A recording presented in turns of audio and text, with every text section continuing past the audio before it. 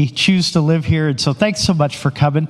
I think you're going to really be encouraged and learn from these speakers. I think they have hard-earned leadership wisdom that they can share with us. They're very gracious. My name is Derek. I'm the pastor here at Journey Church. My wife and I started this church in the Regal movie theater 19 years ago. So we love this place and called it home. So our first speaker is John Burns. He's with Golden Valley Electric Cooperative. He's the president and CEO. Lifelong Alaskan, got his degree from the University of Alaska, Fairbanks, and he was the Attorney General of the state of Alaska. And so would you welcome him as he comes up to share with us? Come on.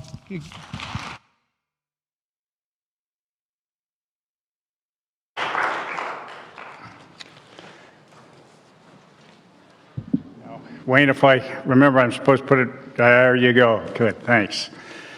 Well, good morning, everybody. And, as the pastor said, thank you for joining us. This is actually a Fairbanks Alaskan Day of the past. Many years ago, this was not uncommon. So thank you for braving the elements.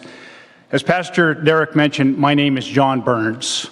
And by way of a bit more background and context, although I consider myself a lifelong Alaskan, I was actually born in Raleigh, North Carolina.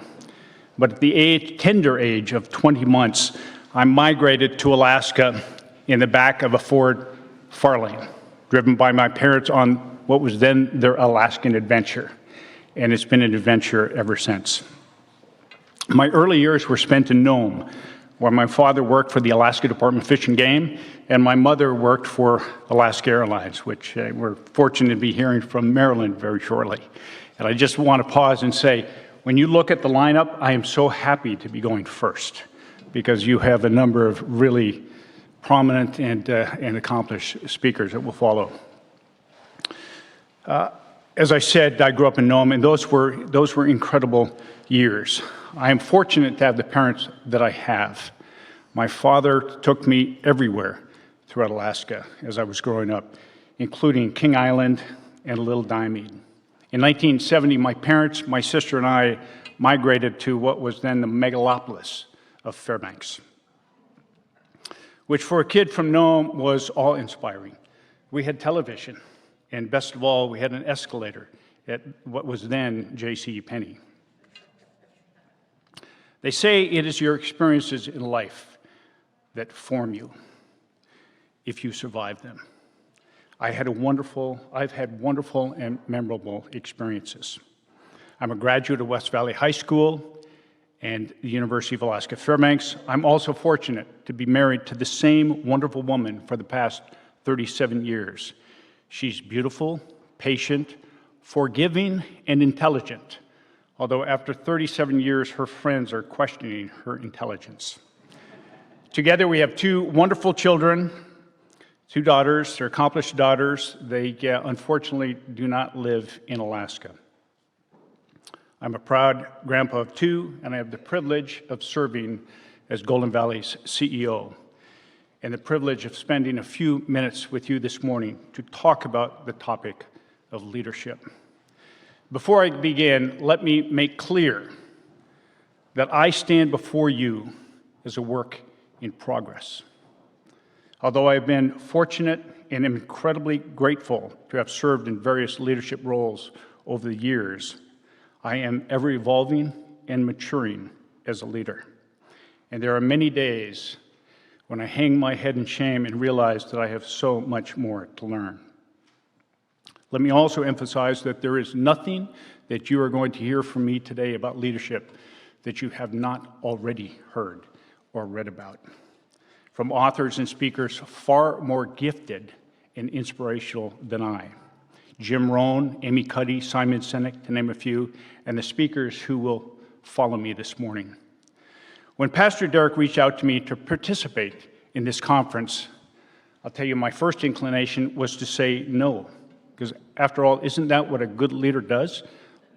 Learns to say no and avoid distractions. Instead, I asked Derek more about the conference, the what, when, where, why, how, the set of interrogation questions, which he patiently and kindly answered, which are two additional traits of a good leader: patience, and poise under pressure. Rather than say no, I thanked Derek for the opportunity and said I would think about his offer and get back with him. Those are two more traits of a good leader. Okay? Reserving judgment and preserving optionality. On several occasions, though, following his call, I found myself thinking about his offer and about leadership generally, wondering why me, and also what I might have to offer about leadership that would be interesting, relevant, and informative to others. See, the irony of the situation, and the reason I continued to ponder Derek's request, is that like so many of you, I start my day in morning prayer.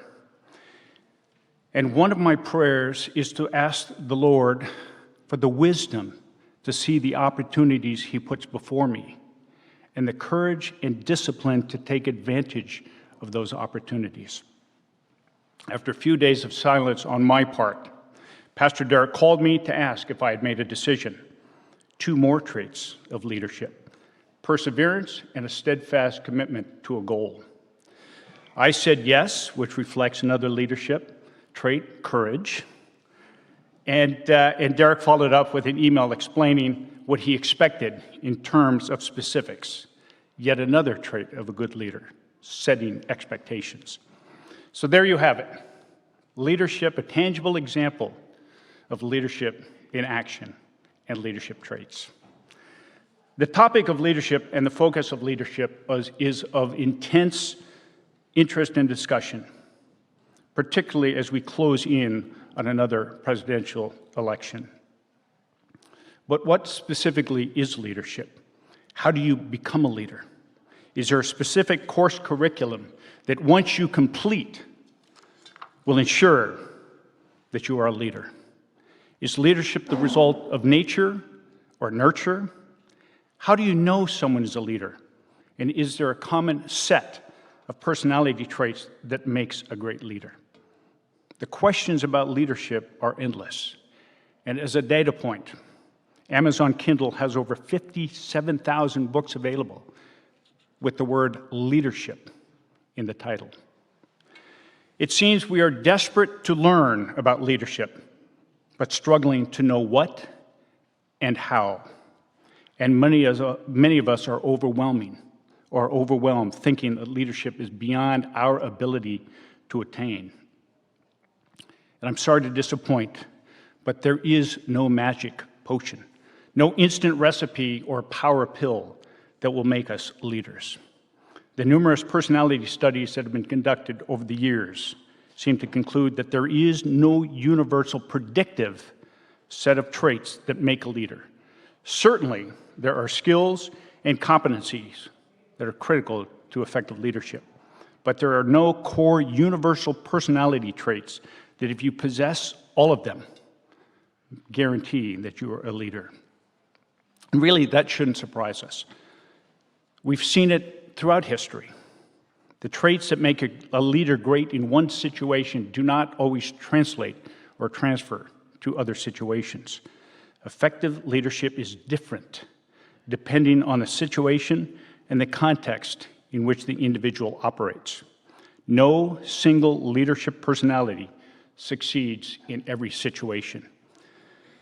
The reality of that fact, that there is no magic potion to becoming a leader, is something that I learned as a senior, believe it or not, at the University of Alaska here in Fairbanks, where I was majoring in history and philosophy. Truth be told, I was majoring in hockey and minoring in history and philosophy. But as part of my graduation requirements, I had to complete a senior thesis. When I met with my philosophy professor, Dr. Rudy Krejci, to discuss the topic that I had chosen for my thesis, I told him I was stuck, that I had no idea. But to his credit, instead of throwing me out of the office, he took the time to talk, and we talked for several hours over several days. And he asked me what I wanted to do after college. He asked me about my aspirations and my goals, to which I admitted that I was clueless. Because you see, I had never thought deeply or introspectively about what I wanted in life. I had no goal other than to get through college. The only thing I knew and what I told him was that I wanted to be successful in whatever I did and that I was leaning to go into law school. He dug deeper. And he asked me why I wanted to go to law school and what I thought success meant. He asked me what Alaskans who I thought were successful, and whether there was a common philosophy or worldview that these individuals ascribed to that assured their success or helped them to be successful. In the end, what I did for my thesis was to identify 10 prominent Alaskans, individuals who I thought epitomized success and leadership, and I interviewed them. All were gracious and accommodating and shared with me their stories and thoughts on success, and some even shared their perspective about life. In the end, although I was inspired and enthusiastic about what my future might hold, I was left with the realization that there is no common philosophy. There's no universal worldview that defines or guarantees success or leadership. We are all different as human beings. We travel different paths. We have different life experiences. We hold different beliefs, and we learn and think differently. That experience of interviewing those individuals and my conversations with my philosophy professor had a profound impact on shaping my perspective about life. And it helped me realize that in the final analysis, leadership is really unique to each individual. It's about personal development, about working on oneself. It's an unending challenge to become more than you are. While there are many different leadership styles and personality traits, fundamentally, leadership is about character. The individual you struggle and strive to become. It's about identifying those core principles by which you define yourself and that matter most to you. Integrity, selflessness, responsibility, personal accountability, honesty, courage, being reliable, self-confident, self-disciplined, and future-focused. Leadership is about daily commitment to doing your best, to being your best, even when you're tired, even when you don't want to, and even when people aren't watching. Jim Rohn, one of my favorite motivational speakers, said it best. The only way things get better for you is if you get better. Life gets better not by chance, but by change. And change requires discipline, the kind of discipline that becomes habit. We live in a society of instant gratification. We want things now. Delayed gratification and self-sacrifice are uncomfortable. We want life to be easy and pain-free. Adversity is frustrating and upsetting. We make excuses if things go wrong, and we blame others for our misfortunes, for our sorrows, and for our pain. We worry about the future and we dwell on the past instead of living the present to its fullest. Instead of holding ourselves accountable, owning our choices, choosing how to deliberately respond when life throws us curveballs or slams us to the ground. Too often we wallow in self-pity or lash out. We assume a victim mentality instead of an ownership spirit. Instead of introspection and reflection, we blame. The reality is that life is not always easy. Adversity is a part of life. Disappointments are inevitable. What matters is how we handle adversity, how we respond, what we learn. What matters is becoming stronger, better, wiser. Leadership is about taking responsibility for your life and holding yourself accountable. Each of us has a choice every day in every situation and in every experience we face. Although we might not be able to choose what happens to us, we can choose how we respond. And in doing so, we can control the narrative. Leadership begins with each of us individually. Leadership isn't something huge. It's not reserved for just the few. And it's not simply about accomplishing transformative world change. Leadership is about making little differences each and every day. It's about working to change ourselves. It's about the choices we make, and it's about the impact we have on one another. We each have the same number of hours in a day, 24. What we do with those hours is what separates us from one another. It's our choice. We can choose to drift through life aimlessly, bouncing from one day to the next, looking at the clock and hoping that the hours tick away. Or we can embrace life. We can choose to embrace the opportunity to live life to its fullest, to take pride in whatever we do, to set goals for ourselves, to work daily to improve ourselves incrementally in those tiny little ways.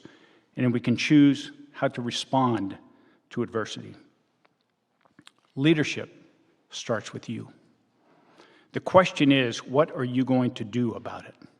What changes are you going to make in your life?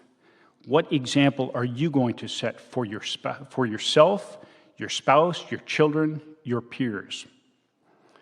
Leadership also requires self-discipline. It requires personal accountability. It requires that we lean in to the winds of adversity. Leadership isn't easy, and there are many times that we are going to stumble along the path. When that happens, don't berate yourself. Don't think yourself a failure. Instead, be kind to yourself. Accept the fact that to err is human. Reflect on why you stumbled and what you need to change to ensure that you don't make the same mistakes. Don't excuse, but don't abuse. And above all, have faith in yourself, knowing that you can improve. Have the fortitude and commitment to pick yourself up and to move forward, one step at a time. And we are not alone in the leadership journey. Take advantage of the wisdom from others who have gone before you, those who have blazed the trail, those who have stumbled and found their way back, and those who have failed. So let me provide you a few references. Jim Rohn, his motivational speeches are available on YouTube. He's excellent, particularly the lessons about setting goals. Drew Dudley's TED Talk, it's a short TED Talk titled Everyday Leadership. And believe it or not, Beyonce, her song, I Was Here, is wonderful. Dennis Deaton's book titled Ownership Spirit, the one grand key that can change everything. And of course, the Bible. The stories, parables, and proverbs offer insights into principles like wisdom, humility, loyalty, forgiveness, and perseverance. Let me close by sharing a poem with you that in my mind summarizes the best testament of a life fully lived. The poem underscores that true success is not measured solely by external achievements and possessions, but also by one's inner values and character. The poem was written by Peter Dale Wimbrough, 1934. It's titled, The Man in the Glass. When you get all you want and you struggle for self, and the world makes you feel like a king for a day, then go to the mirror and look at yourself and see what that man has to say. For it isn't your mother, your father, or wife whose judgment upon you must pass, but the man whose verdict counts most in your life is the one staring back from the glass. He's the fella to please, never mind all the rest, for he's with you right to the end. And you've passed your most difficult test, if the man in the glass is your friend. You may be like Jack Horner and chisel a plum and think you're a wonderful guy, but the man in the glass says that you're only a bum if you can't look him straight in the eye. You can fool the whole world down the highway of years and take pats on the back as you pass, but your final reward will be heartache and tears if you've cheated the man in the glass. Leadership begins with you, the person in the mirror. Thank you.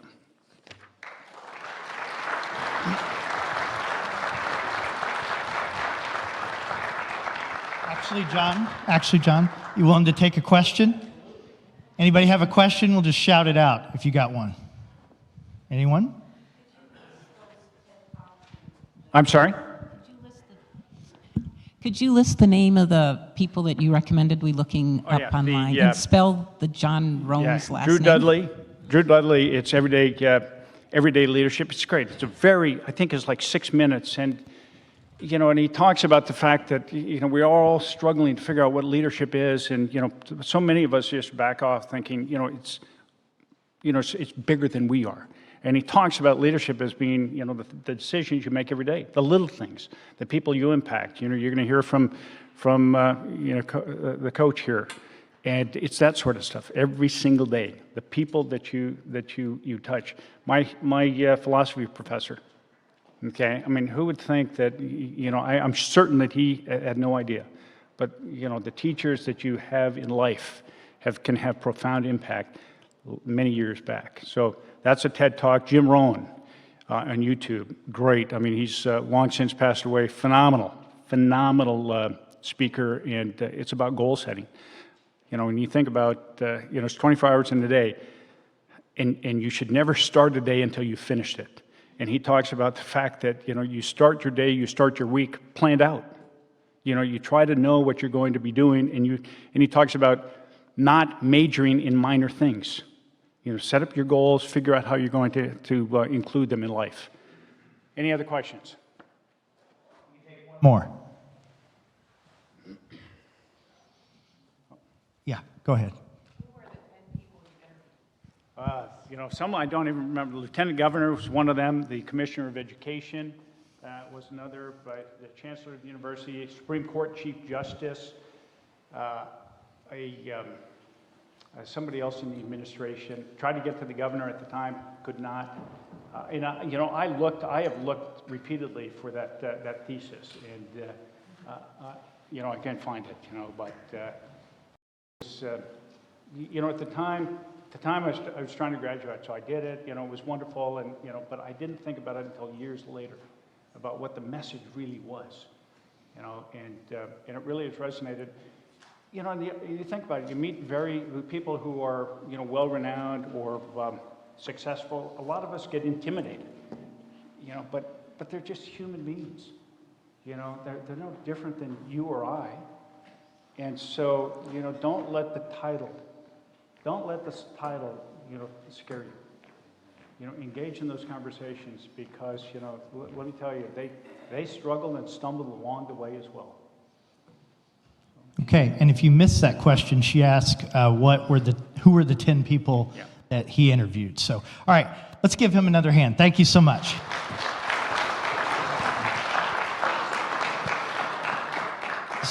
So just a couple little things to mention before I introduce the next speaker. So the plugins out there, somebody backed into, not today, but somebody backed into a key thing, and so they do not work. So you cannot count on those. So make sure that you auto start every couple hours or go out and start your car. So sorry about that. I just thank you for coming on such a cold day, but I think you're going to find that it's really worth it, and just grateful that you came. If you didn't get a paper when you came in, you may want to run out to the welcome desk at some point and grab that. It just has a few little bits of information. And one thing, you can text me on that paper is my phone number. You can text me questions if you want, and I'll try to ask the speakers. So we're going to try to keep a pretty tight schedule, but we are going to try to make time for some questions along the way. So the next speaker, the second one, is going to be Marilyn Romano, who no longer lives in this community, but was just a blessing to this community for a long time.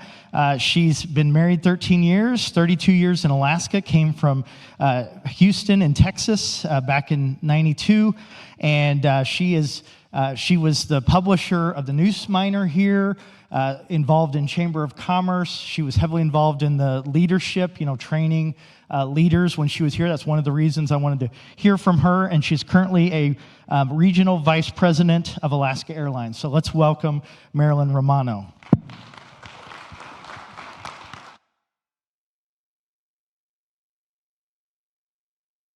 Well, thank you, Derek. I told my husband yesterday when I headed up to Fairbanks that I thought I would be talking to myself today when I saw the temperature, and I have decided I've become a wimp living in Anchorage.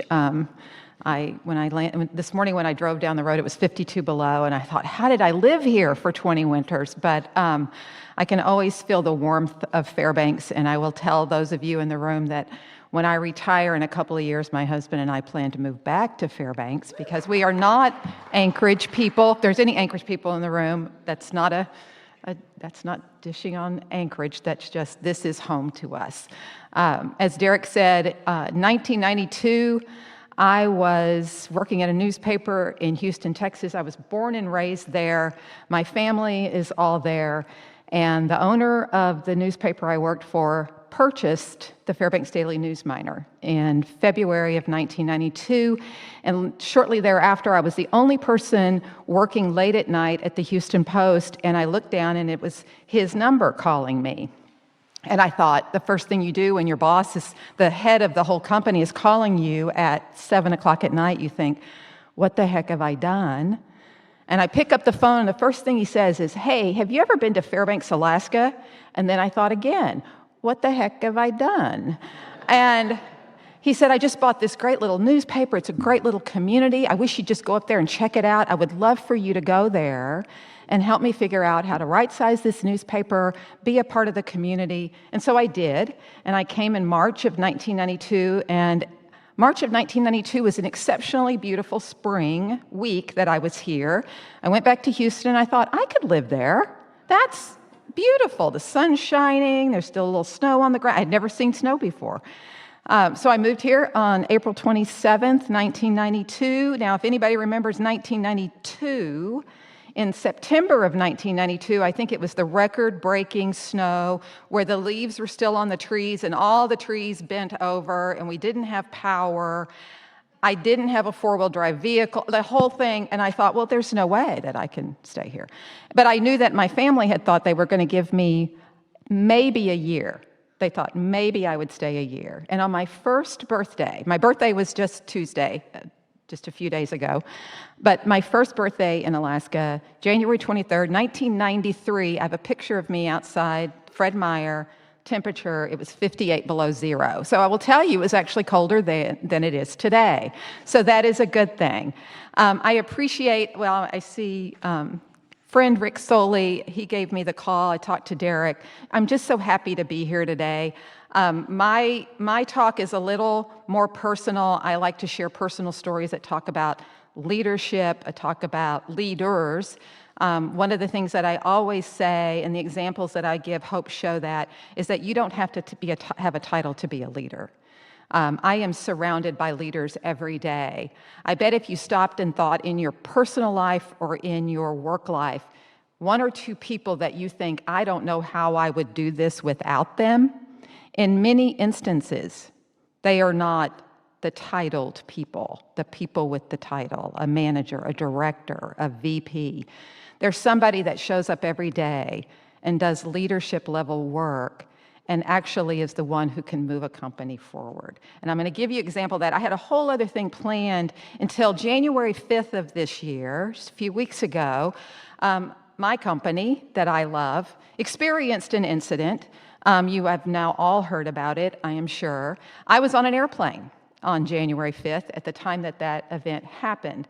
I'm a member of the Emergency Command Center. I have a role that I play in the event of an emergency. I am sitting at 36,000 feet on an airplane, and the text on my phone says, "This is not a drill. You have to respond immediately. How long will it take you to get here?" And here is Seattle.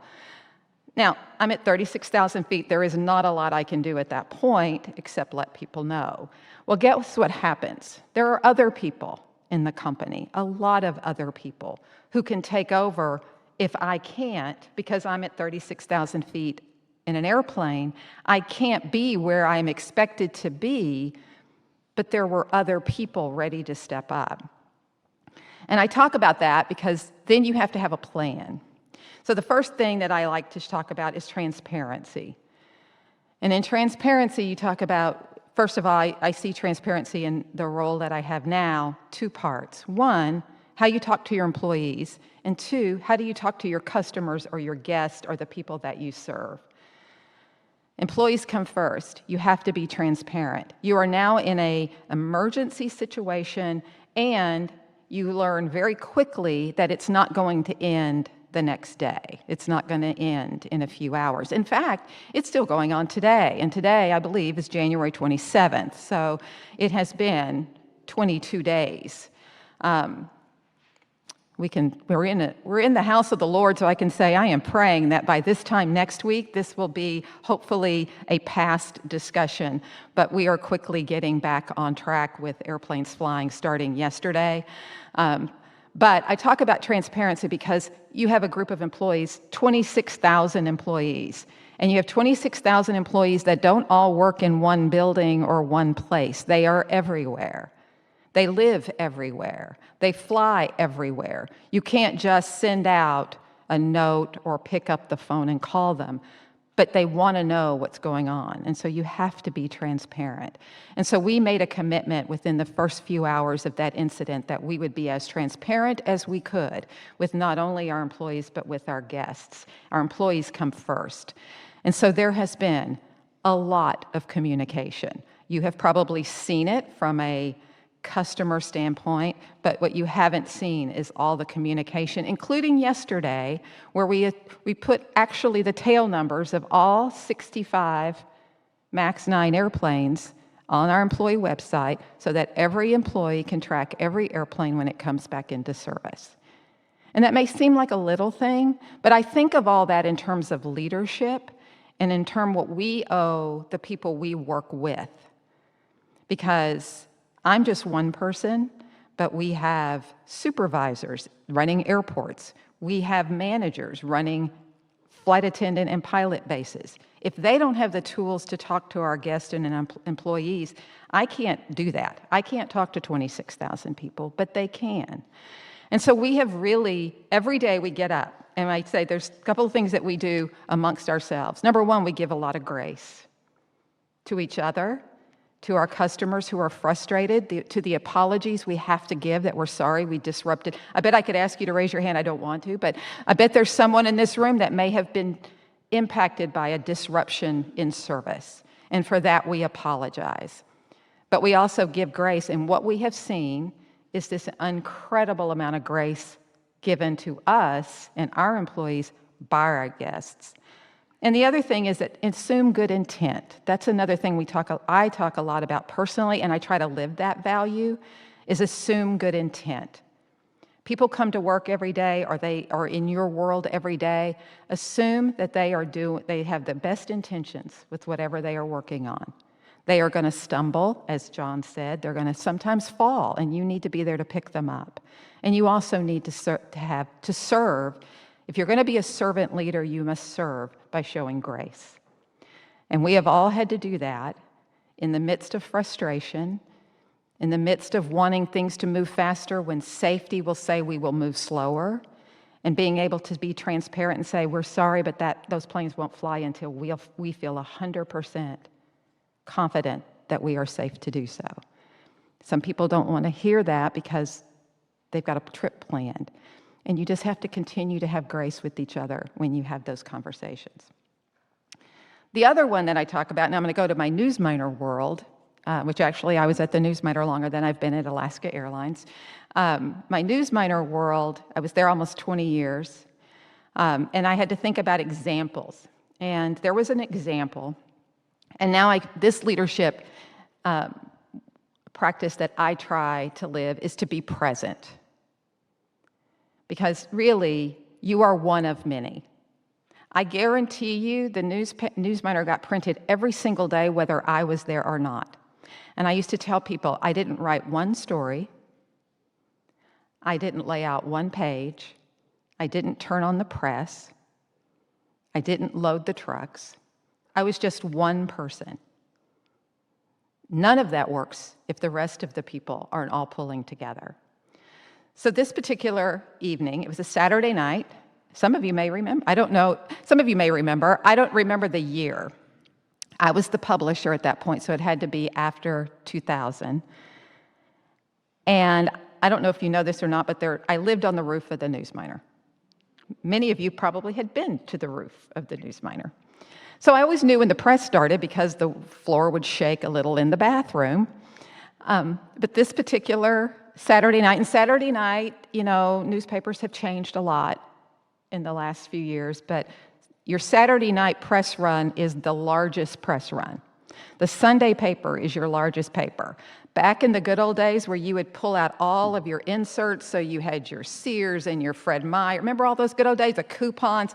We loved that at the newspaper, I can promise you. But this particular night, I get a call around 10 o'clock. Now, by 10 o'clock at night, all your inserts are bundled up.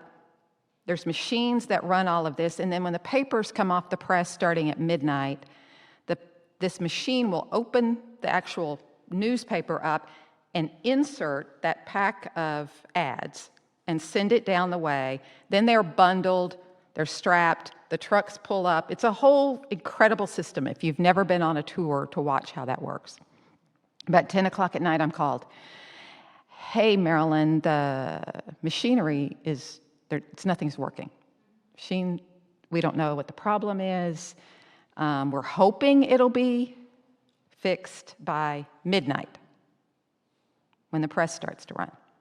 So I wait and I wait and I wait and I wait. Now I'm upstairs, and at midnight, I feel the press running, so I'm thinking, okay. And then I get a call. It's not working. I said, what are our options? And they said, well, the crew is here, but we don't have enough people. We're going to have to do all this by hand. If we really, they were asking me, do you want to put the inserts in the paper? Okay, yes. I think that's a good idea. And they said, well, A, we need all the hands we can get, and number two, we're going to be very, very late on delivering the paper on Sunday morning. I said, okay, I'll be right down. I picked up the phone and I called every department head at the Newsminer, every department head. Every one of them showed up. Now you're talking IT, people who don't know, like this is not their world. It's not my world. I don't do that work every day. I said, what do we need to do? And they said, well, you're going to have to all get on the floor. And we're going to open up all these newspapers. I think there were like 18,000 of them, and we're going to shove all these inserts in. Then you're going to stack them up, and then somebody's going to hand strap these. We'll use string instead of plastic. Okay. I called my husband who's out at Harding Lake, and I said, I need you to pick up 60 Egg McMuffins. And he didn't question. I told him what the problem. I said, he didn't question me, and in he came. I don't know who he convinced to make 60 Egg McMuffins and what McDonald's he went to, but he did. And you have to remember, these are people who had been at work. The people who work in the mailroom at the Newsminer had been there since probably 3 to 4:30 in the afternoon.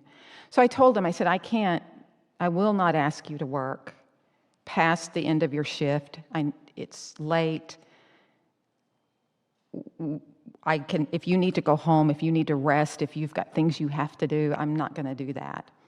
What I remember about that night more than anything, first of all, I remember that we were all on the floor a lot, and I'm glad I'm not doing that today because I would probably not be able to get up. But we were on a concrete floor, and I remember there was laughter, there was chatting, and that when it came time for the shift to change, not one person went home. Not one. I will never forget that as long as I live because, first of all, I was present. I didn't do anything remarkable that night other than shove inserts into newspapers. But we were all together. We all had a goal. When it got to be early in the morning, I picked up the phone. Now, this was the days before you could put a notice out on Facebook and tell the world that your papers are going to be late. So I called the radio station, my contacts, my friends in radio, and I said, can you put an announcement out? I can't put it in the newspaper because I can't get it to people. Like, there's no way to communicate at this point.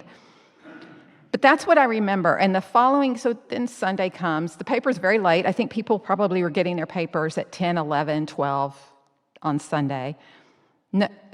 Our circulation team came in early. They answered all those calls about, where's my newspaper? Have you ever called the newsmiter and said, where's my paper? And we answered those calls with grace. And on that Monday morning, I wrote a note to every other employee in the company, and I titled it, and I saved it. I titled it, While You Were Sleeping. Because I needed them to know that this particular group of employees comes in at 4 or 4:30 every day, when most of the employees inside the company were leaving at 5 o'clock every day. They may not have met them. They may not spend time with them. And in that moment, they were our heroes. And so I remember doing that. And what I got out of that, from a leadership perspective internally, was to be present. You don't have to have all the answers. You don't have to be able to fix it, because sometimes you just can't. But you can be there, side by side, with the people that are doing the work, that care so much that none of them left. And we're talking people that worked 13, 14, 15 hours that day, and that was hard work. That wasn't sitting at a desk work. That was back hurting, bending, lifting work to get those newspapers. And so I never try to ever forget those moments, because for me, I use those moments every day in my life. And John alluded to that when he talked about you should never stop learning. You are always a work in progress. I go back to saying, years ago, one of the things I'd always regretted was that back in Houston, I decided I got a full ride scholarship to Texas A&M University. I decided I'd follow in my brother's footsteps, who's 12 years older than me, and I'd be a civil engineer. Biggest mistake ever. I am not in any way, shape, or form a civil engineer. I talk too much. I think things are funny that maybe aren't, and no one in the civil engineering, design, and graphics class thought anything I said was funny. And after about 6 months, I thought, well, this just isn't going to work. I'm going to ask if I can sit out a year. So I did. My parents weren't particularly thrilled by that. And you know how there's moments in your life where you feel just a little lost, like now what do I do? And my dad came in that summer and said to me, oh, and we said you could sit out a year. We didn't actually mean physically sit out a year. You're going to have to get a job. And I applied for a job at the Houston Post newspaper in 1980. And that was a pivotal moment, as you hear my story, in my life. I went to work at the newspaper, promoted when I was 25 to a supervisor. And then the owner bought the Fairbanks Daily News Miner, which then I was 31 years old, moved here by myself, so far away from family and friends, and I look around this room and I see the people who lifted me up and embraced me as a member of this community. I met my husband here 25 years ago. We were married. We were together 13 years before we got married. It was the longest engagement for anybody who knows us. My husband's a graduate of UAF. Met my husband here and began what I consider to be just an incredible life that I would never look back on. But there was one thing always, and then I took the job at Alaska Airlines, and that is on itself an interesting story. And my other thing, and I'll come back to my unfinished business and learning, but I accepted a role. Alaska Airlines has a community advisory board, and they have 4 in this state. We have one in in the Arctic, one in Fairbanks, one in Anchorage, and one in Southeast Alaska. They asked me to serve on that in 2000. I served on that until 2011, when the man whose job I now have announced his retirement after 35 years. And I went to the meeting, and so this is my side advice. Always know that you're interviewing for a job, whether you know that you're interviewing for a job. Because I went to those meetings 3 times a year for 11 years, and then when Bill McKay announced his retirement after 35 years, I went to one of the meetings and I said to actually the CEO of Alaska Airlines at the time, I said, when are you going to announce Bill's replacement? And he said, well, we haven't actually found the right person. And then he kind of paused. He said, we're looking for someone kind of like you. And I laughed. I thought, oh my gosh, there's people all over the state like that. Oh my gosh, I could give you 10 people. And then I paused, and to this day, I don't know why, but I said, the only company I would ever think of leaving the Newsminer for would be Alaska Airlines. Because I had been with them for 11 years. I had known the people, the leadership, the values. Now, Brian and I thought we were going to retire in Fairbanks and I would retire from the Newsminer. The next morning, I'm in Fred Meyer picking up a birthday cake for an employee, and my phone rings, and it's Bill Ayer, the CEO of Alaska Airlines. And he said, hey, based on that conversation we had last night, and when he said it, I remember all the blood draining. Like, I'm standing at the orange juice, and I'm like, oh no, what have I done? Because I never said anything to Brian. And he said, would you come and talk? Would you fly to Seattle and come and talk with Brad Tilden, who was the president and then became the CEO? Would you have coffee with us? And I said, well, sure. And so that led to me, 2 weeks later, accepting this role and making that difficult decision to not only leave Fairbanks, but to leave the Newsminer, which I loved. But I tell you that because I tell people, you're always interviewing, because I asked them later on, why? Like, why me?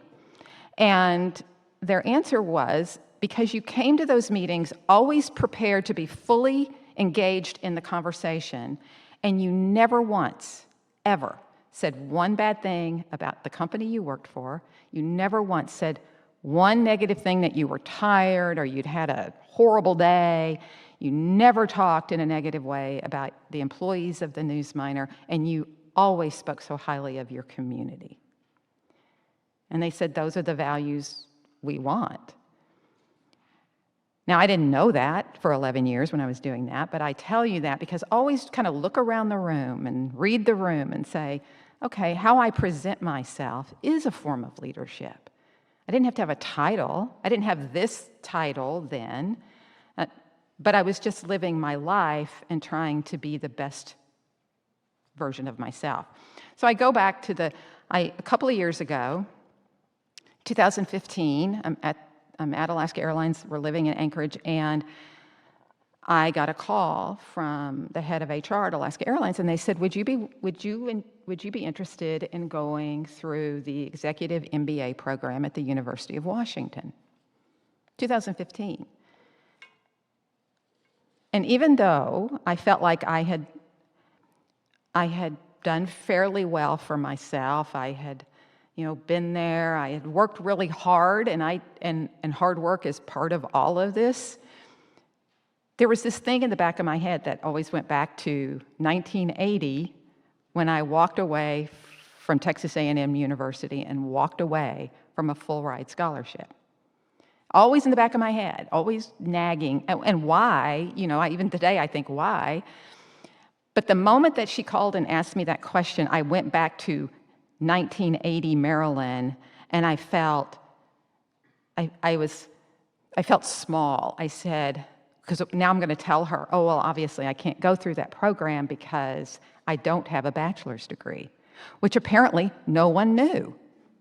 No one at the company, apparently they didn't look at my resume, but no one knew. And so I had to tell her that. It's very humbling. And that's what I try to live my life, is to be a humble leader. So she said, well, I think that you should talk to the university and see what they require. So everyone in this particular class of 2017 just got in. They sent their resume, they have where they got their bachelor's degree, not me. I had to take the GMAT, which if you don't know what that is, it's 4 hours of the worst experience of my life. I had to hire a trainer to train me to take that test, and I had to write a 6-page paper on why I deserved to be in the program. I can tell you that at least half a dozen times I said to Brian, it's not worth it. This is not worth it. I shouldn't have to do this. My resume should speak for itself. And then he looked at me one night and he said, you're always talking about being a humble leader and humility. I'm not seeing a lot of that going on right now. And I thought, okay, you're right. If I'm willing to do the work and I want to do the work, then I'm willing to do it. And I sat down and I wrote a 6-page paper about why I felt like I should be accepted in the program. And I got accepted into the program. And I graduated. I am probably the only person you may ever meet that does not have a bachelor's degree, but has an executive MBA from the University of Washington. And when I graduated in June of 2017, I was the oldest graduate in my class, and I wear that badge proudly today, because that's the other thing you talk about, John, is always learning. You never stop learning. You never stop trying to be better today than you were yesterday. The moment you do that, I had a boss when I was 22 years old told me, the day that you wake up and you think you are better than everyone you work around, or that you have learned everything you need to learn, is the day you need to step away and not come back. I was 22 years old and I never forgot that. And I try to live that value every day. Some days are better than others. Some days we all fail, because don't we? We're all human. We all slip. We all fail. We all make mistakes. But I will tell you, I bought the gaudiest purple and gray frame for my diploma. It hangs, it's velvet. It's hideous, really. But it hangs in a huge way in my office. And it's not for everyone else to see. It's to remind me that every day I get up and I try to learn something new. And it was hard. Try to take stats when you're in your late 50s. It's not fun. But I did the work.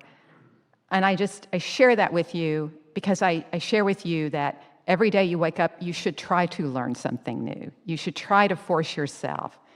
And sometimes it's just putting one foot in front of the other. And some days it's just wrapping your arms around a group of employees who are concerned because we need those 65 airplanes in order to operate our business. And they're asking questions that we want to be able to answer for them. So I'm going to close with that. I thank you so much. I can't believe that I'm talking between my dear friend John Burns, who I love dearly. He doesn't like to use the word attorney, but he was our attorney at the News-Miner for many years. He has the gift of us finding a reason to laugh even when there are stressful things. And I'm being followed by, really personally, one of my heroes. I see him in the back of the room. I think Mark Hamilton is one of the finest leaders I've ever personally had the opportunity to listen to learn from. So I just feel very humbled to stand here between the two of them today. So thank you very much. I love being here with all of you, and I let you know when we're moving back.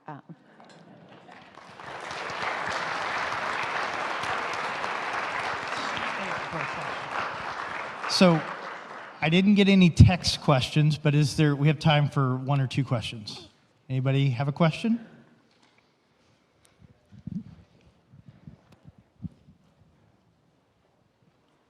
I'm just really encouraged that Christians are behind the scenes in Alaska Airlines, because I remember the day when there used to be scriptures on, I think it was the napkins, and I thought, oh, I'm sticking with this company. Okay. One more question? Okay, let's thank her again. Thanks so much.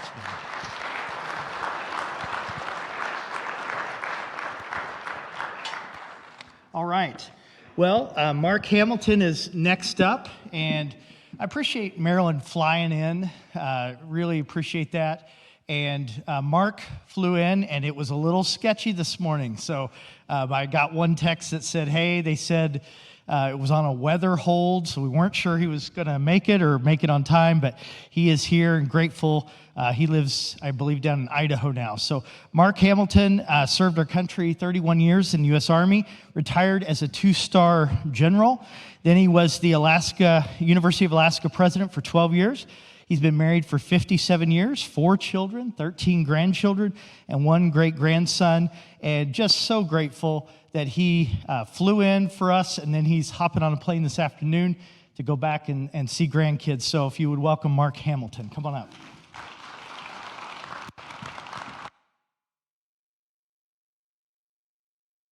Well, it's wonderful to be back here in Fairbanks. There's something beautiful about deep cold. Makes the air thick, shows off the moon, shows off the sun.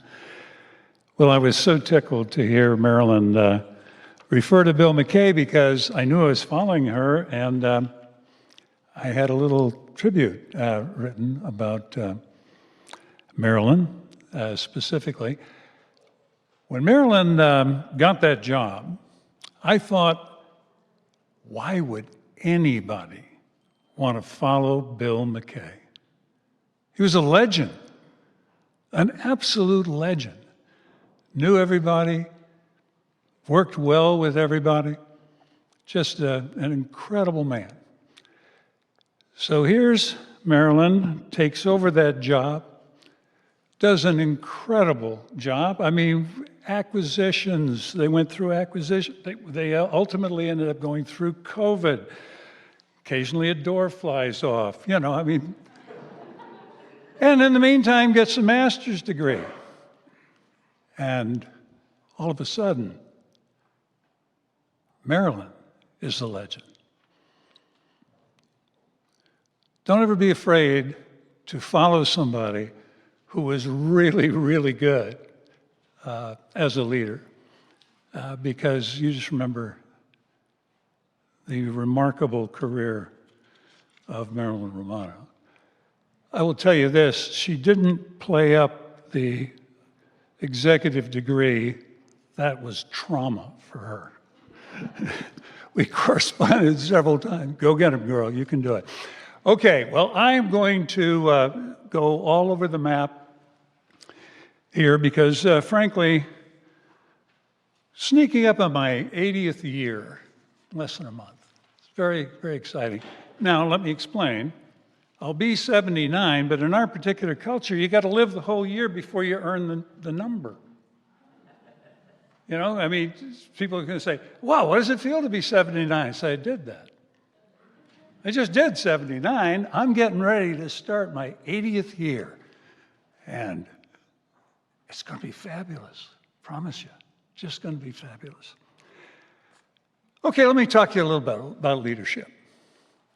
I thought John did a marvelous, very academic kind of an association with leadership. What I'd tell you, the first thing to understand is it's not about you. It's just not about you. And that's a problem because everything depends on you. Your enthusiasm, your work ethic, your time, and your timing,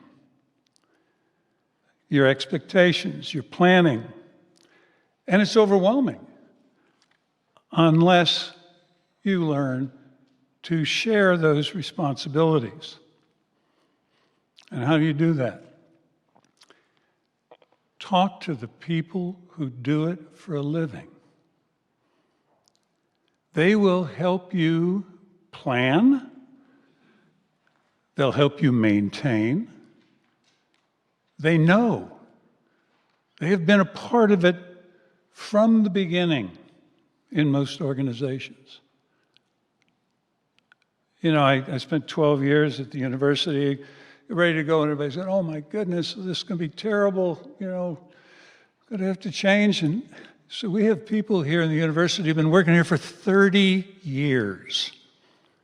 They are the university. I'm just summer hire. You'll get another one. And if you support the next one, like you supported me, nothing will happen. It'll still just be exactly the way you remember it. Now, when you talk to the people who do this for a living, let me give you an insight here. The org chart will not help you. As a matter of fact, as a little fun thing to do, go around and read to the people in your organization their job description. I promise you they will laugh. They will absolutely laugh. And one of the reasons they will laugh is organizations are not, they don't work with a job description. You can't get an org chart for every single thing that comes up. What happens? You get 2 people from personnel and 1 from maintenance and 1 IT person and everything, and they have a little group and they take on the issue at hand. Now, some of those groups become fairly permanent, which, by the way, here's a problem for your personnel people, and they have problems, there's no question. I mean, the regulations that they have, the decisions that say don't fill that job for about 2 months because we need to make up the salary of that one for about 2 months. So these are decisions that end up having to be made, and the personnel people are terrible. Well, I got another problem for them. When you find this group, because here's what happens. People will come together, they will share and understand what they can contribute to this issue that's in front of you, whatever it happens to be. As I say, some of these things end up being, not on the org chart, but in fact, these little groups of people will stay together for a very long time because there's enough issues that come up from their general expertise that they'll help each other. And they'll switch roles according to what they can best contribute to this newer group. So when that happens and one of them leaves, you can't replace them, although we do. Don't replace them with the job description of the person who's leaving.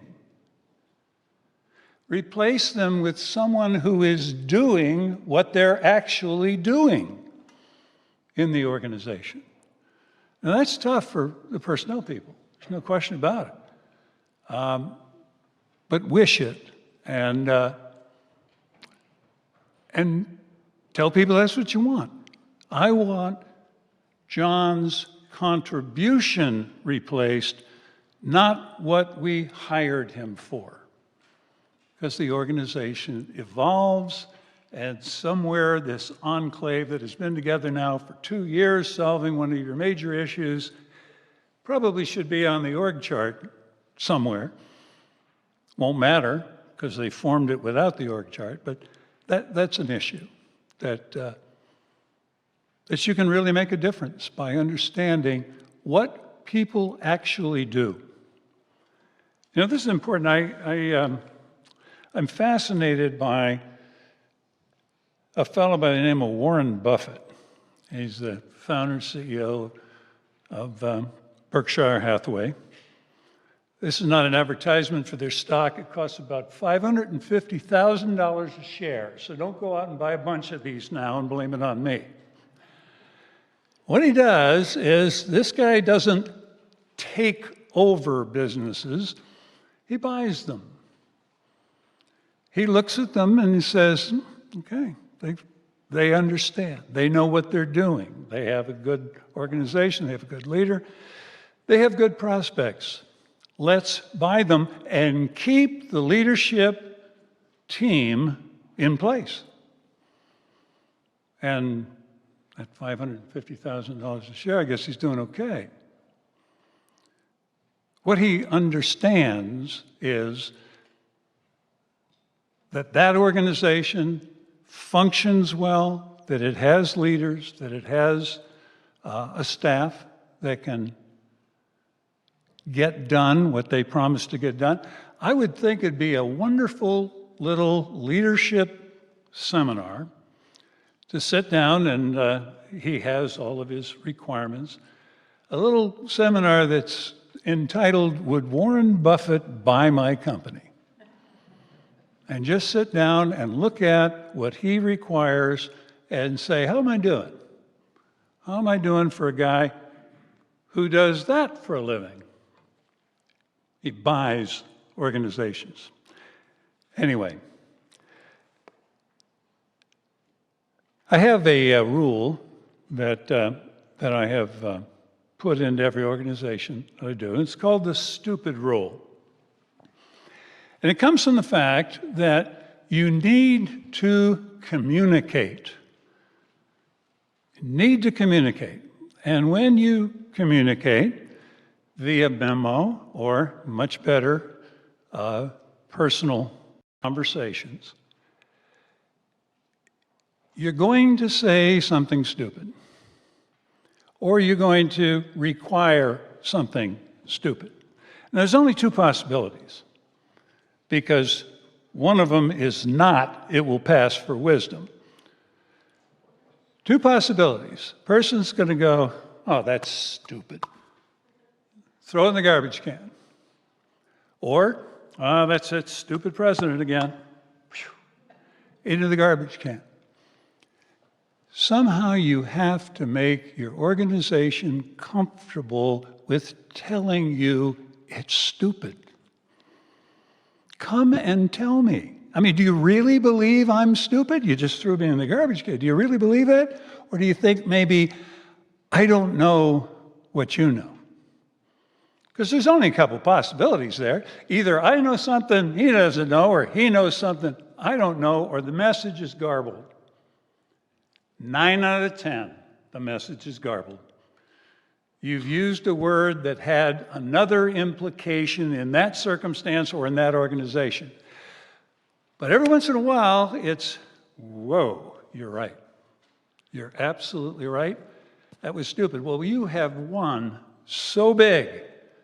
If you have an organization that feels comfortable with telling you that this is just not going to work because you want it to work, okay? Very, very important concept, whether people do it, and they don't do it much. They don't do it much. And that isn't because you didn't say something stupid. They just don't tell you you did something stupid every once in a while. And that's tough when your signature's at the bottom of this thing. So you pretty well own it. But you can fix it if somebody will tell you why.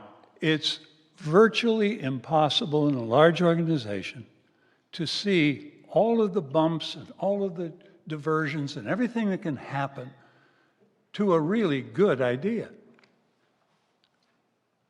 Lots of things. Kind of brings me to another thing.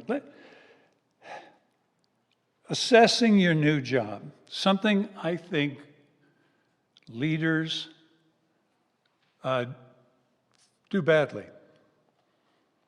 They're in a brand new job. You're going to do an assessment. What is this looking? There's human nature that'll point you to figuring out what's wrong with this organization. Just nature, okay? There's gold to be found by exploring what's right of the organization. It just doesn't happen that way. You come in, you're eager, you want to fix things. Please do this. Understand that all who have gone before you were not fools. When you find something that is wrong with an organization, deciding that your predecessor was a fool is not very valuable. Probably wasn't. She probably was as smart as you are, probably works as hard as you do. What you need to do is figure out what happened in my organization. See, your job is to have a good idea and a good direction. What happened in my company that made her decision turn out bad? Because you can bet it was a fairly decent decision. And it could be a number of things. You know, maybe it was a good plan that did not survive COVID. Okay? Maybe it was a good plan where supply chain management issues have made it impossible. Where inflation has ruined the financial returns.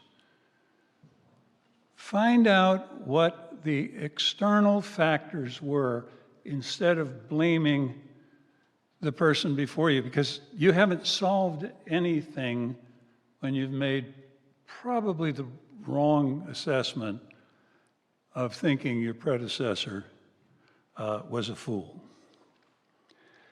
The next thing you do in this new job, I don't know how many of you have done this, but I highly recommend it. I taught all of my children how to drive.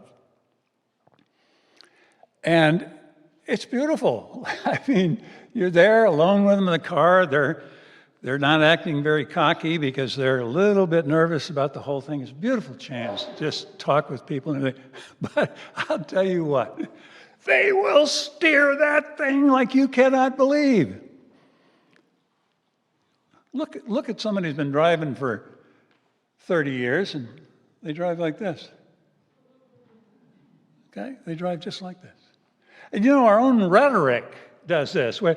Okay, let's hear it for Sarah. She's leaving the company. She steered us in a brand new direction. Probably not. Probably not. She probably went with really good control of the accelerator. Probably what she did. Make your changes slowly, and don't forget about how important that accelerator is. The duration of an idea is something you need to look at. Very seldom can you get an idea that is fixed like that. Almost all of them fixed like this, with a little bit of control on that accelerator. So steer gently and watch out for your kids. That first couple of drives, they go pretty crazy. Make room on your calendar. I'll tell you what we do here. We've decided somehow that meetings need to last 30 minutes or 1 hour or 1 hour and 30 minutes. It's extraordinary that they would do that. Okay? Sometimes you have meetings that are over in about 8 and you mess around for whatever 8 from 30 is. And sometimes you're just really getting at it at 30 minutes. So take a look and see if you can work your schedule to allow the schedule time to meet the discussion issue. It's not very easy, but most leaders will tell you that time management is a problem for them, that there's just too many meetings. Most managers will tell you that. Well, I've got another thought for you. Let's make it really simple. You got teams that are experienced or good. You got teams that aren't called upon much, newly formed. You got problems that are routine, or you have problems that are brand new and alert. So we got 4 blocks there, okay? Well, if it's a routine problem that is being handed over to a tested team, don't attend. You don't need to be there. If it's let's stick with the tested team kind of brand new thing, show up and I'm thinking maybe we need to give a little bit of guidance there and leave and let them try to figure it out. Let them try to work on it a little bit. Over here, you have relatively benign issue by a new team. Give them a little bit of directions, maybe a little longer than you did with this other team, and then let them go. Got a new team and a pretty complex thing? Stay there. They're going to need your help throughout the entire thing. But those are 4 different types of meetings, and most of your meetings will fall into that little matrix. I recommend it. I recommend it. See, one of the reasons you need to talk to the people who do this for a living, let me tell you what happens. And again, that's where the org chart thing comes in. Every once in a while, and this has happened, seldom, I'll admit, but this has happened, it's gold worth digging for, you'll have a fairly major direction shift in your organization. And you go wandering around, and I love to wander around, talk to people. I mean, I think when you say, well, you know, Gladys, you've had the same picture of your grandkids on that desk for 2 years. I know they must have grown. Could you police that up? Give me a new photo there? Well, I would talk to folks and I'd say, just off the cuff, you know, we're kind of planning on doing this thing here. What do you think? Well, 12 out of 13 times they're going to say, oh, you know, good luck, Mark. I hope that works out. You know, I hope you do fine. But every once in a while, because never mind the job description, you don't know their history of the people who are working for you. You don't know their history. You don't know where they've been. You don't know what they've done. And every once in a while, somebody will say, you know, before I came here, I was over with the LNG folks planning this, and we were planning a similar thing, but then what happened was X. So you go back up to your planning team and you say, has anybody looked at X? They go, oh my God, this man's a genius. No, Gladys told me. She knew because of something that doesn't even have anything to do with the university or anything to do with her experience there. Her life history had allowed her to contribute in a very unusual way. Isn't going to happen much, but when it happens, it's absolutely golden. Find Gladys. While you're roaming around there, you know, it's funny, Marilyn described herself as a humble leader. I had written down servant leader. I just saw that in my notes. I think that's probably the goal. To be a servant leader, you got to be humble, so I'll give you that. I know what you're saying. Where was I going here? Yes, when you talk to these people and you're wandering around, you're going to find something. Oh, that's where it came in. You're going to find something that's going to make you humble. Because you know what? In a large organization, never mind the university, that gets crazy. You're going to find, got people here who play in a jazz quartet, a couple of people lead choir singer, an amateur musician, a college sport star 35 years ago and 28 pounds earlier.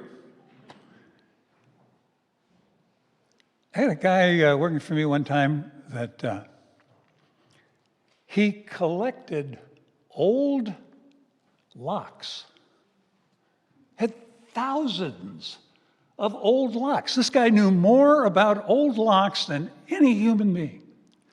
Well, it's better than watching the Discovery Channel. I mean, you have a person who actually does this. You can actually talk to them. The people you work with have lives that are way, way outside the time they spend with you.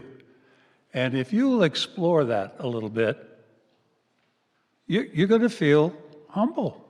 You're going to find out there's people there that do things that are so far beyond your own capacity. You'll be amazed. And you get that feeling that says, you're not superior here, you're just the leader, and understand that. Well, I want to see if you can get a little bit of time for any questions, because people usually have some. If not, I'll, go on. I'll do one more. Strategy, okay? Really big. Here's the secret to strategy. You need to figure out sequence. What comes before this? Combination.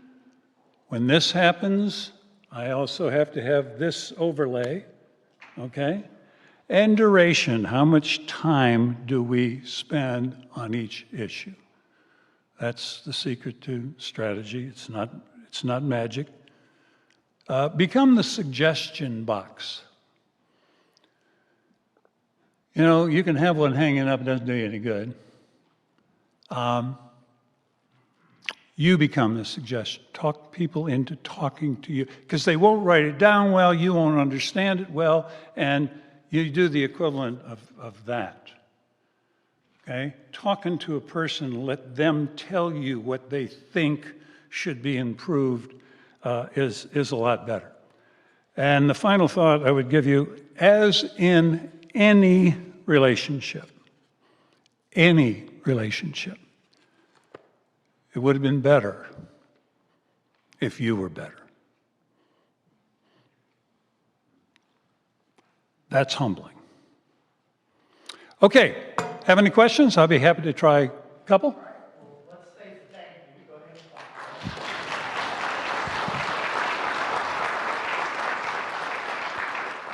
I didn't get any questions on the phone. Any questions? Yeah.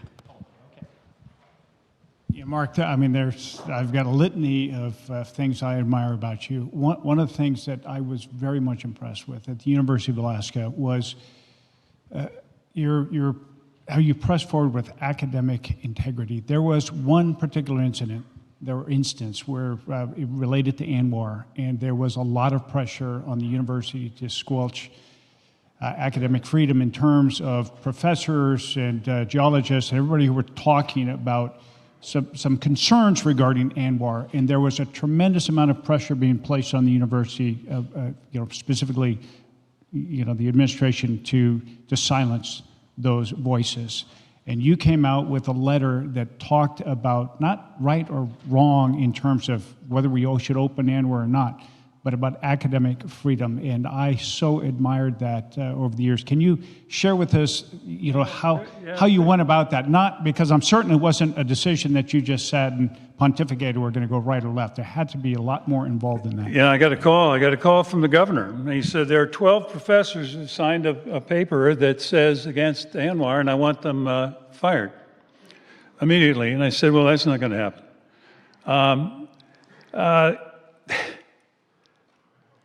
Okay, I'm going to just tell you exactly what I told him. I said, get 12 professors. There's more than 1,000. 12 people. I can get 50 of them to sign a letter demanding reparations for communist lesbian motorcycle gangs. Okay, this is a fairly liberal institution. 12 people is a nothing burger. Leave it alone. Just leave it alone. That particular issue had other things. We had a professor who had written a poem called Indian Girls, which was controversial, certainly, that called out some of the bad things that can happen in villages around the state.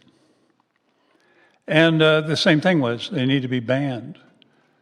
My stance was very simple, that the university needs to be the beacon for freedom of speech. Not modified freedom of speech, regardless of how unfortunate it is that the fact that they work for us will somehow involve us in this decision. That was actually wasn't something I troubled over. That was absolutely clear to me, having spent 31 years of my life going to places where a single characteristic was there was no freedom of speech. That was a pretty easy one. Thank you very much. All right, thanks.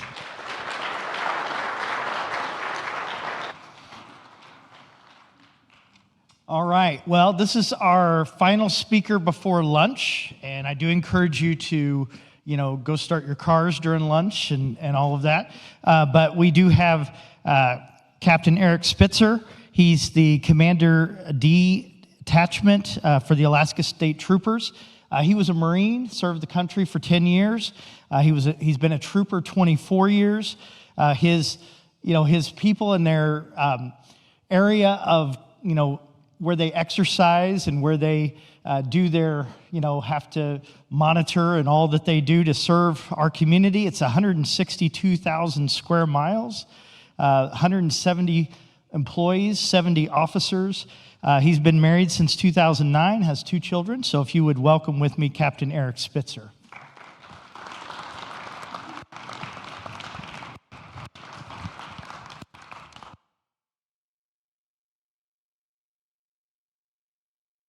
Good morning. Thank you. I am honored and humbled to be here. I just have to make one correction. We don't have 170 employees. We have 70 troopers, and total in the detachment we have 106 employees. So like 70, and then some civilian dispatchers and administrative folks sprinkled in there. Well, I'm looking around and I see many friendly faces. Sam and Ann and AUP guy up front here. How you doing? I am humbled to be here today, and some of you don't know me, and you're wondering, like, this Captain Eric Spitzer, who is he? What's he about? What does he know? What's his background? So I'll give you a little short background. In the 24 years that I've been a trooper, I've been on our special emergency response team 3 different times as I move around the state. I'm an explosive breacher, a K-9 handler.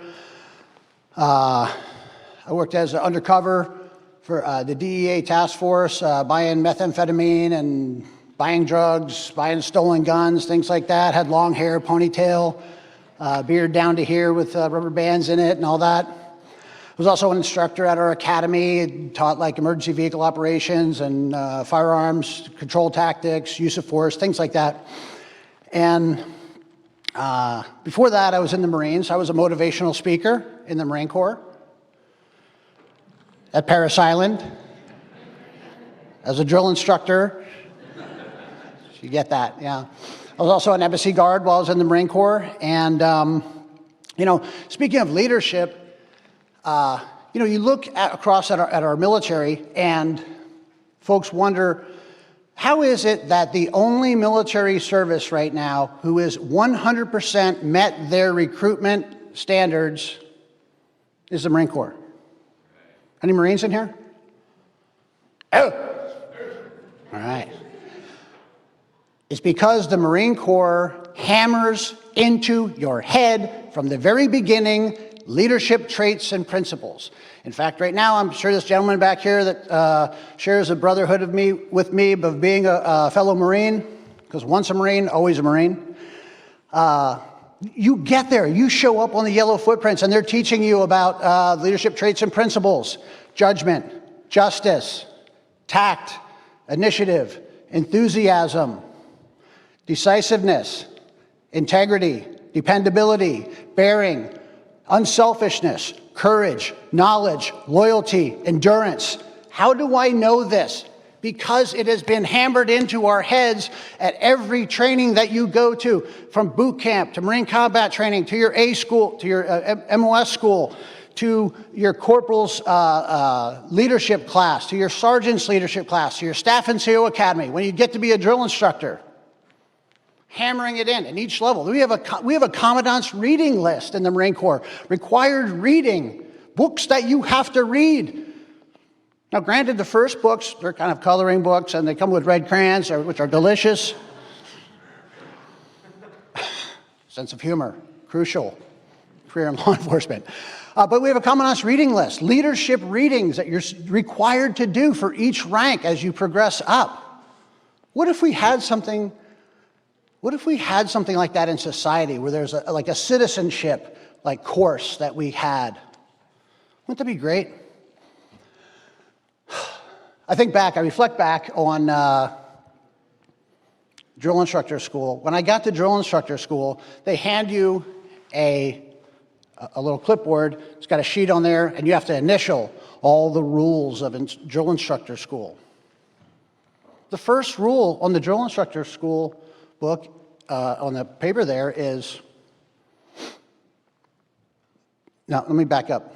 You know, when you go to be a drill instructor in the Marine Corps, they give you a ceremonial sword, okay? Like you march with the sword and you command the troops and you have this sword. You never really poke anybody with it, but it is a ceremonial sword. The first rule in the bachelor enlisted quarters when you check in is there will be no sword fighting in the bachelor enlisted quarters.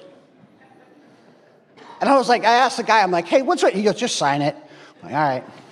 So I show up in my room, and there's another Marine there. I've never met him. He's putting his stuff in his wall locker and getting his rack ready and stuff like that. And I'm holding my sword and my frog and my scabbard and everything that comes with, you know, the whole giddy up. And I'm over there. I'm like, hey, did you hear the thing about the no sword fighting? And I hear yeah, shing. And I was like, hey, shing. There we are. Anyway, I love Marines. I absolutely love Marines. I will tell you, I don't have enough time to tell that other story. We'll get back to it. If we have enough time at the end, tell you about the embassy duty thing. But so how did I get here? How did I get to this point? Detachment commander and 162,000 square miles and all this business. Did I try this? No. I didn't. I never set my goal hey, my goal is to be the captain of the detachment in the interior of Alaska. That wasn't the goal. I started off just mastering basics, mastering the basics. Just be the best K-9 trooper you can be. Okay, be the best firearms instructor that you can be. Be the best CERT team member that you can be. And put together some skills in your trick bag. And then one day someone comes to you and says, hey, you've got a lot of training and experience and leadership, and we would like for you to step into this position. What do you think? And it's okay, I'll try it out. Okay, which means that you have to board for this. You have to go before a promotion board, and you are tested, and there's writing assignments, and there's a bunch of stuff you have to fill out, and all this. Intense questions and a lot of that. And through the process, what I have always done is I put things in God's hands. I did. I put it in God's hands. I'm basically, Jesus, take the wheel. Now, what I found out is you got to do a little studying. You got to read some books. You got to try. But I found that when I put things in God's hands, and I say the same prayer all the time. I say, God, use me as your instrument of justice. Use me where you want me to be. Put me in a position where I can best serve you. And ever since, I don't know if we'll talk a little bit about the Maslow's hierarchy of needs and whatnot, and how you get to the self-actualization point where you're actually at a point in your career where you can say, hey, Jesus, take the wheel, take this thing, put me where I can best serve as a humble servant, that servant leadership attitude. And I went into the promotion board, and this was for the last 3 promotion boards that I went into. And I didn't go in with a laissez-faire attitude, but I went in there and they said, well, one of the questions is always, why do you think you're the best qualified applicant to be in this position? And I'm like, there's some keen competition out there. I can't say I'm the best qualified person, but I can tell you this, I can't lose. And they're like, oh, pretty big head you got there, Mr. Spitzer. You think you can't lose? And I said, no, hear me out. I love my job where I'm at. Okay, for example, at the academy. I love working at the academy. I worked there for 8 years. I left as the deputy commander of the DPS training academy in Sitka. I love Sitka. I love the ocean. I love everything about it. I love being around recruits. I love working out, training, running, keeps you young. But I said, I can't lose. If I love that job there, and if I am not selected for this position, I'm like Brer Rabbit. I fall back into the briar patch. I want to be there anyway. I love Sitka. I love working where I was. However, if I was selected for the position to be the intelligence director for the State Fusion Center, I would love that too, because I've got an insatiable curiosity. I like to dig. I got to be on the Joint Terrorism Task Force, all this kind of stuff. So either way, I win. I can't lose. And having that I can't lose attitude, and had this attitude of being, this attitude of gratitude, blossom where you're planted. Where is the best place you ever served? Where I'm at right now. And when I was at some other place, it was that place. Make the best of the place that you're at. All right, I know I only got 20 minutes and I got a lot of stuff to get through, but so there is a war going on right now, in case you all haven't noticed it. I'm not talking about over in Yemen with the Houthis shooting, and Israel and Ukraine and all this business, but there is a war going on in our community, in our society, in our culture. There's a war going on. And the war is between the forces of darkness and the forces of light. John Burns is here? I was at your roast the other day. I didn't roast you, though. That was a good one. I'm seeing all kinds of people I know here. So there's a war going on between the forces of darkness, the forces of light. And the forces of darkness are insidious. They don't take days off. They don't get weekends off. They don't have holidays off. They're constantly at work trying to mess you up, trying to ruin our society, trying to set us back. And there are zombies walking around in our society right now who are in a prison of their own design. They are slaves to the ancient serpent. They are stuck in a trap, the snare of drugs, methamphetamine, fentanyl, sex trafficking, human trafficking, mostly this meth and the fentanyl here. But the thievery, the stuff that they're doing to support their drug habit. And I don't want to turn this all into doom and gloom and all that, but we are in this battle, and we're going to have to do better. And we're going to have to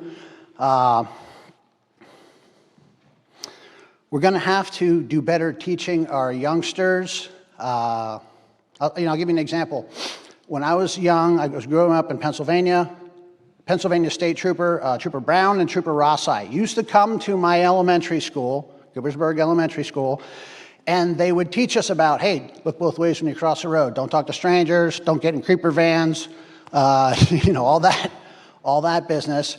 And I remember their names. 50 years later, I remember their names because they were setting the example. They were leadership even back then. And when I was 10 years old in 1981, I was on a school bus, and our school bus was hit by a Swan oil truck. And I mean hit hard. There were 60 students on that bus. Ann Miller was our driver. She was killed. The bus rolled over 3 times, ripped the front axle off.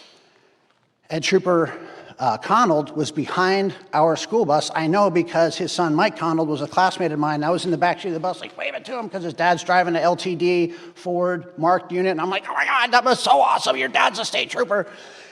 And right as I was waving to him, the bus gets hit at the intersection of Route 309. The bus rolled over. It was horrible. Absolutely horrible, traumatic. But I remembered as this happened, Trooper Connold, I'm going to struggle through this story, so I'll be brief, but he got there and pulled my brother and I out of that bus. I was 10 years old, my brother Gus. I had a broken pelvis, my brother had a broken collarbone, and he's like, on his radio, he's telling people, get the blankets over here, these kids are going to go into shock, do this, medics, get road flares out, traffic control, calling for ambulances. And I'm not kidding you, the clouds parted, and there was a ray of light that came down right on him. He's like 6'4", 250 pounds, chest out there, Stetson down like this. And he says, these 2 boys are brothers. They need to be in the same ambulance.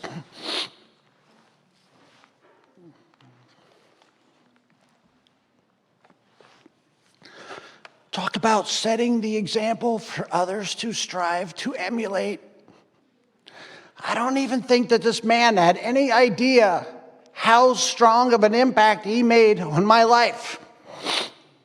Sorry, I get choked up. Anyway, that's why I became a state trooper. And so when I was talking about this, how much time do I have? We're at 15 minutes right now? You got 15 minutes. I have 15 minutes? Yeah. Are you kidding? There's 15 minutes left in this thing? Woo! All right, I got lots of stuff to tell you, okay? I thought I was like, creeping up to it. All right, so this is awesome. You're going to love this one. So, August, I was talking about slave to the ancient serpent and all this kind of business like that, and how the darkness and all this. So, August, you're not going to believe this when I tell you this. This is worth the cost of admission right now. If you don't love this story, I offer a complete money-back guarantee. August 29th, 2010, Satan took a run at me, and I almost lost my soul. Okay, and this right here, this story right here, is evidence of the fact that the forces of darkness are out there, they're insidious, they're constantly working at us, and we need to set the example in our society, and citizen. Anyway, so here's what happened. I get a phone call, hey, we need you to get on a plane and go to Hoona. Like right now. 2 officers were killed down there by a guy with a 30-06. Shot him dead. So we load up in the King Air. The CERT team flies down there. We unload, almost crash when we get there because there's a fog and whatnot. Anyway, we get into town, and I'll synopsize the story. I end up in the house right next to the suspect's house. Okay? I'm by myself. I sneak into the attic of this vacant house. I hung up a wool blanket and I cut slits into it so I could see what's going on, but he couldn't see me being inside the house. He had no idea I was there. I could see the broken window where the shots were fired. I could see the blood stains on the road where the police had been gunned down. The subject was suffering from mental illness. He was delusional. Paranoid, and had delusions of grandeur that, he was the Messiah and all this kind of business. So I had been in, so there was we had elements on perimeter, we had snipers, we had entry guys, but we didn't have all of our normal tools like the Bearcat and things like that because we had to fly down there in the plane. So then the plane flew back to pick up more troopers to bring down to work this problem. And we ended up being there somewhere in the area over a solid day. I was in, when I say a day, I mean 24 hours, in this position where I was looking down into the ground floor of the suspect's house, and the suspect was walking around. There was a rifle that he had, but he would pick the rifle up almost like a broom, which was weird because most people pick up a rifle and do something like this. Which, had he done that, this whole thing would have taken a lot less time. But he had an Uzi in the house. An Uzi! Like, how many, I don't have anything against Uzis, but it's kind of rare that you come across somebody with an Uzi. But he had an Uzi, and he would pick it up the same way, by the barrel. Kind of weird, and walk around with it like this. He had a big Rambo knife, binoculars, all this kind of stuff, and he was looking out, doing all this stuff. Well, anyway, somewhere around the time of about 24 hours into this thing, as I was picking my nose because there was bat guano in the attic of this place that I was in, and as I moved around, it would kind of kick up this dust of this bat guano, and I was getting bat guano boogers in my nose. I'm hungry, I'm thirsty, I had water and stuff, but this is getting kind of old. And as I looked down into this room on the ground floor, I could see the suspect. Again, he's always walking around holding the rifle just like this. And over time, my mind would I would have like when then and if then, and what am I doing here? Like, how's this going to end? How's this going to go? And I remember having been there about, close to 24 hours, you're getting tired, your brain's playing tricks on you. And I remember this idea came into my head over on this side, and it was like, hey, just smoke this guy. He's got a gun. He's killed 2 cops. You'd be doing the state of Alaska a favor. You'll be a hero. You'll make the front page. You shoot this guy, he's going to lay there with a gun in his hand. Do it. Just do it. And over on this side, this other voice went, Eric, eternity is a long time. Popped right out of that. Eternity is a long time. Yeah, and that was the first time, and let's say the first time, that was the most profound temptation I have ever had in my entire life. I'm looking at the blood in the street where these 2 police officers, good men, were gunned down. This is the only guy in the house. He's clear that he's done it. He's holding the guns, and the temptation came to me, do this guy. It was the forces of darkness were trying to lure me into doing this. But what saved me from that? Good leadership, good examples of strong men and women in our society, a sound foundation of Christian beliefs, religious beliefs. Some people don't have that the angel on the shoulder saying, hey, eternity's a long time, and they act on those temptations. And I have to tell you, I had been having some bad press throughout my career early on, because I was driven as a young trooper. Anyway, that saved me. Having those strong leaders, those troopers early in my life that were talking to me, that were mentoring me along, a sound foundation of discipline from the military, from the Marine Corps, got me through that. So, we're talking about all this stuff. We're talking about, okay, we're in this battle, and in this battle with forces of darkness. What do we need? We need warriors out there on the front line in the battle against darkness. Do we need warrior troopers out there? I mean, I trained troopers for 8 years down at the academy, and I will tell you this, the warrior versus guardian mentality, that argument, we don't need warriors. I'm telling you, we don't need warriors. I'll give you an analogy, okay? In the police world, someone's like, oh, we need warriors as state troopers. Okay, my analogy is this. Warrior is kind of like something that has a very good use at a certain time. Like, hey, in case of emergency, break glass, get this guy out. We need him. Okay? So this knife here, okay? This is my warrior analogy. What does this thing do right here? It pretty much pokes holes and cuts. That's about all that this tool does. Pokes hole, cuts.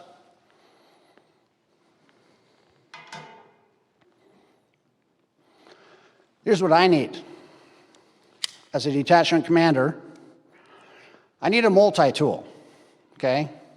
I need that tool that when a 5-year-old kid is lost because he walked away from his house over by Chena Point and he's walking through the woods and we got a helicopter flying around, we're looking for him, parents are going insane, like, what happened to this kid?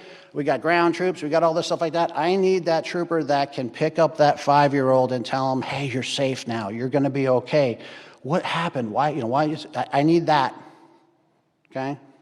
I need a trooper that can show up, this is another one, can show up at 2 o'clock in the morning and tell a mother that her 16-year-old son is dead because a drunk driver killed him on Chena Hot Springs Road. and a person that can comfort her at that worst day of her life. I need a trooper that can go out there to Stevie's place and talk to an 8-year-old girl about how someone did the most horrible, unspeakable acts to her while having their own daughter at home and thinking about that. And someone who has the strength not to tear that person's head off, but have the discipline to listen to that little girl and then go get that monster. I need someone who can do a motor vehicle investigation where someone got hit with a semi-trailer, tractor trailer, thing burst into flames, we got 2 dead people, and can go and do a good investigation out there at the scene to determine what really happened. I need someone who can do, oops, that's the wrong one. I need someone who can go out, this is the file. I need someone who can go out there and conduct a burglary investigation and find shoe tread pattern and tire tread pattern and go to the neighbors and canvass the neighborhood and go and find video evidence of like who did this, track them down, and then run them to the gates of hell and make a good arrest of a good case and testify in court and keep it together from the beginning to the end. I need someone who can go and address missing and murdered Indigenous people, talk with the Native community, can get involved in that and can stay on task with that. I need someone who can respond to a report of vandalism. If someone came into a church and like spray painted the place and cut a bunch of seats and all this kind of business like that, and track that down and see who did that and hold them responsible and accountable. Then, here's this one. There's other tools on here, but the interest of time, I think you get where I'm coming from. This tool right here, that is the warrior, okay? And that is the person that has a capacity for violence, but not a tendency for violence. And what I'm saying is that when the time comes and you're dealing with fentanyl dealers going down the Parks Highway at 100 miles an hour just outside of Healy, we're trying to do a traffic stop to get them stopped, and they start shooting at us, and that trooper, Norris is his name, Trevor Norris, takes his shotgun, shoots his own windshield out with his shotgun, and then empties the shotgun into the back of the pickup truck that is shooting at us during this pursuit. That's this one. That's the one that we need. So we need a full, what I'm saying is, as a leader, selecting the law enforcement, the troopers that are going to be protecting our society, I'm looking for the multi-tool. I'm not looking for the warrior. The multi-tool has a warrior built into it. It has a capacity to go, we can go dark if we have to, but not a propensity to do that. There's a capacity for it, but not a propensity for that.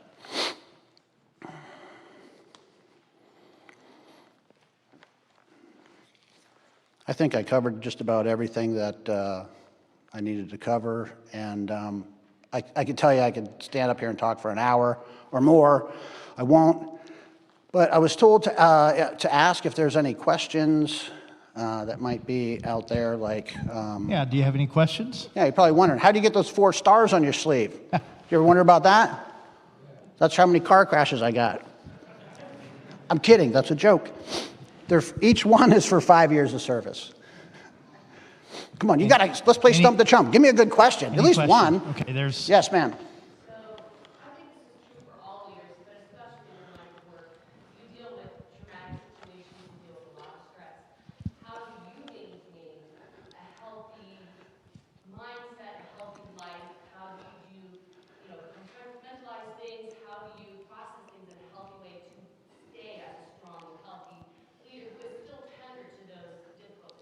That is the best question I've ever Let me repeat heard. the question just so the live stream can hear it. So, Okay. So she asked basically highly stressful job, task.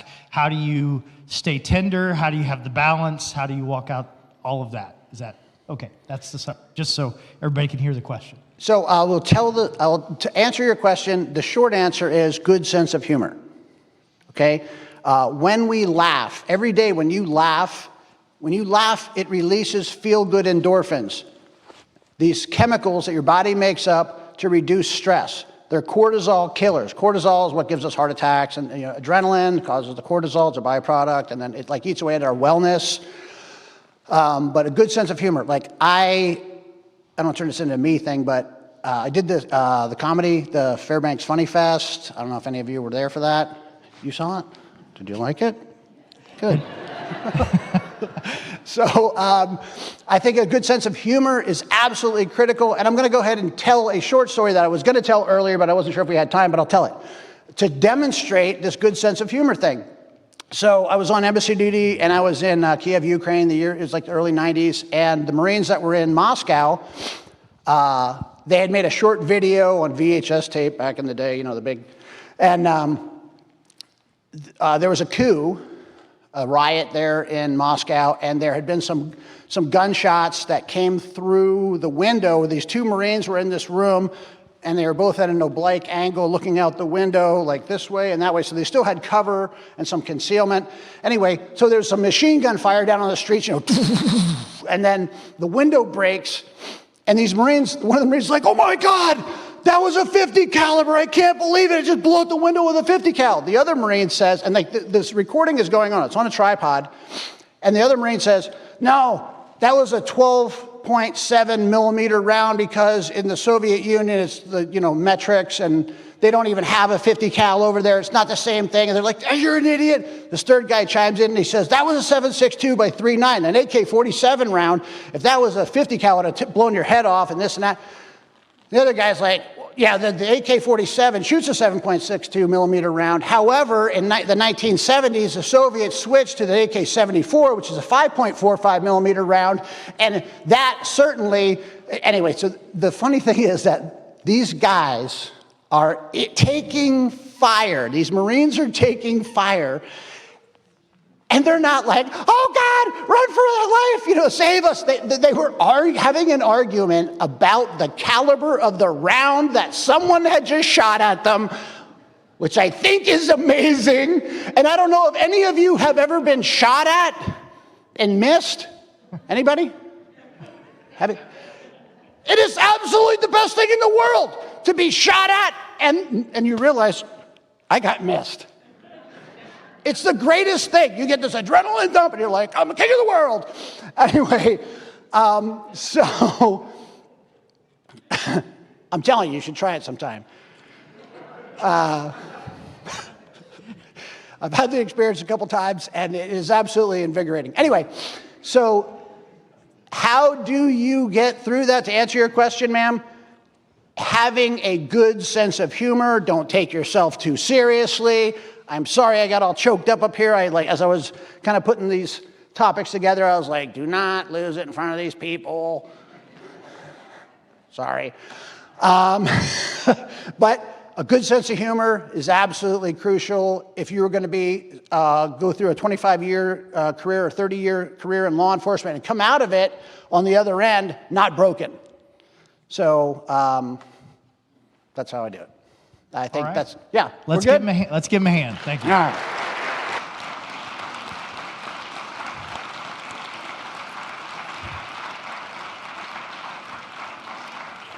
So we are going to take our break for lunch, and so lunch is just out there in the lobby. You can go on both sides of the table. I believe they're ready, and we set up tables on both sides of the congregation, the sanctuary here, so you can sit at the tables.